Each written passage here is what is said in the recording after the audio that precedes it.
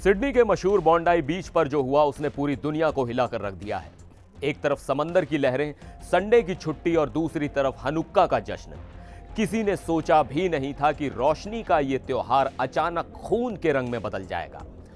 Australia, जिसे दुनिया के सबसे शांत देशों में गिना जाता है, वहां एक साथ 11 लोगों की हत्या कर दी गई है। यह सिर्फ एक शूटिंग नहीं है, यह एक सोची समझी आतंकी साजिश है जिसने एक खास समुदाय को निशाना बनाया है। नमस्कार, मैं हूं सिद्धार्थ प्रकाश और आज हम इस भयानक हमले की पूरी कहानी, चश्मदीदों का वो खौफनाक अनुभव और उस डिप्लोमेटिक तनाव की बात करेंगे जो अब इजराइल और ऑस्ट्रेलिया के बीच शुरू हो गया है।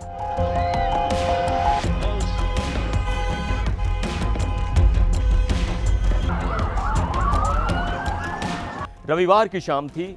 सिडनी का बॉन्डाई बीच, जो सर्फर्स और टूरिस्ट्स के लिए जन्नत माना जाता है, वहां हजारों लोग जमा थे। मौका था यहूदी समुदाय के पवित्र त्योहार हनुक्का के पहले दिन का। Hanukkah by the sea event चल रहा था। मोमबत्तियां जल रही थी, बच्चे खेल रहे थे। घड़ी में शाम के 6:47 हुए थे और अचानक गोलियों की तड़तड़ाहट ने सब कुछ बदल दिया। चश्मदीदों के मुताबिक काले कपड़े पहने 2 हमलावर भीड़ में घुसे। उनके हाथों में सेमी ऑटोमेटिक राइफल्स और पंप एक्शन शॉटगन थी। उन्होंने बिना किसी चेतावनी के अंधाधुंध फायरिंग शुरू कर दी। वहां मौजूद एक चश्मदीद ने बताया कि उसने 2 शूटर्स को देखा जो ब्लैक कपड़ों में थे और लोगों को टारगेट कर रहे थे। एक और चश्मदीद ने बताया कि हमें गोलियों की आवाज सुनाई दी। यह शॉकिंग था। ऐसा लगा जैसे 10 मिनट तक सिर्फ बैंग बैंग बैंग की आवाज आती रही। वो हथियार बहुत पावरफुल लग रहे थे। उस वक्त बीच पर अफरा तफरी मच गई। लोग अपनी जान बचाने के लिए इधर उधर भागने लगे। किसी ने बच्चों का स्ट्रोलर छोड़ दिया तो कोई रेत पर ही गिर गया। देखते ही देखते वहां का नजारा किसी वॉर जोन जैसा हो गया। पुलिस ने कंफर्म किया है कि इस हमले में 11 मासूम लोगों की जान गई है और कम से कम 29 लोग बुरी तरह जख्मी होकर अस्पतालों में भर्ती हैं। लेकिन इस दहशत के बीच इंसानियत और हिम्मत की एक और कहानी निकल कर आई। जब गोलियां चल रही थी तब कुछ आम नागरिक अपनी जान की परवाह किए बिना हमलावरों से भिड़ गए। ऑस्ट्रेलिया के प्राइम मिनिस्टर एंथनी एल्बनीज ने इन नागरिकों को हीरोज कहा है। इन लोगों ने एक हमलावर को टैकल किया और उसे डिसआर्म कर दिया। पुलिस की कार्रवाई और लोगों की मदद से एक शूटर को मौके पर ही मार गिराया गया, जबकि दूसरा गंभीर हालत में हॉस्पिटल में है, जहां उससे पूछताछ की कोशिश की जाएगी। पुलिस ने इसे तुरंत टेररिस्ट इंसिडेंट यानी आतंकी हमला घोषित कर दिया है और जांच में जो खुलासे हो रहे हैं वो और भी डराने वाले हैं। पुलिस को बीच के पास खड़ी एक गाड़ी मिली है जो मारे गए संदिग्ध से जुड़ी थी। उस गाड़ी के अंदर इम्प्रोवाइज्ड एक्सप्लोसिव डिवाइसेस यानी IED मिले हैं। इसका मतलब साफ है कि अगर वो धमाका भी हो जाता तो मरने वालों की तादाद कहीं ज्यादा हो सकती थी। ये कोई रैंडम अटैक नहीं था, ये पूरी प्लानिंग के साथ किया गया एक हमला था। प्राइम मिनिस्टर एल्बनीज ने साफ शब्दों में कहा है, ये हनुक्का के पहले दिन यहूदी ऑस्ट्रेलियाई लोगों पर एक टारगेटेड हमला है। ये बुराई है, ये एंटीसेमिटिज्म है और ये टेररिज्म है। इस हमले के बाद अब इंटरनेशनल लेवल पर बयानों की जंग शुरू हो गई है। इजराइल के प्राइम मिनिस्टर बेंजामिन नेतन्याहू ने सीधा ऑस्ट्रेलिया की सरकार पर निशाना साधा है। उन्होंने आरोप लगाया कि शूटिंग से पहले के समय में ऑस्ट्रेलियाई सरकार ने ही यहूदी विरोधी भावनाओं यानी एंटीसेमिटिज्म को हवा दी है। यह एक बहुत बड़ा आरोप है।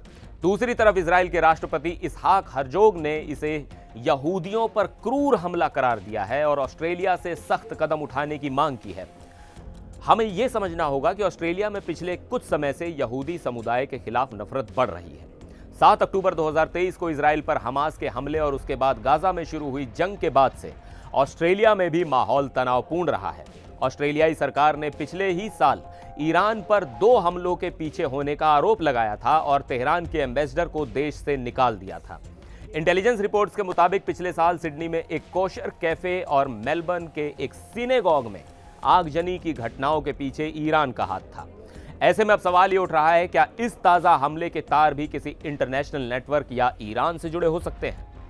हालांकि अभी जांच जारी है, लेकिन ऑस्ट्रेलिया की AJA यानी ऑस्ट्रेलियन ज्यूइश एसोसिएशन का कहना है कि यह हमला पूरी तरह से फोरसीएबल था, यानी इसकी चेतावनी सरकार को कई बार दी गई थी, लेकिन सुरक्षा के कड़े इंतजाम नहीं किए गए।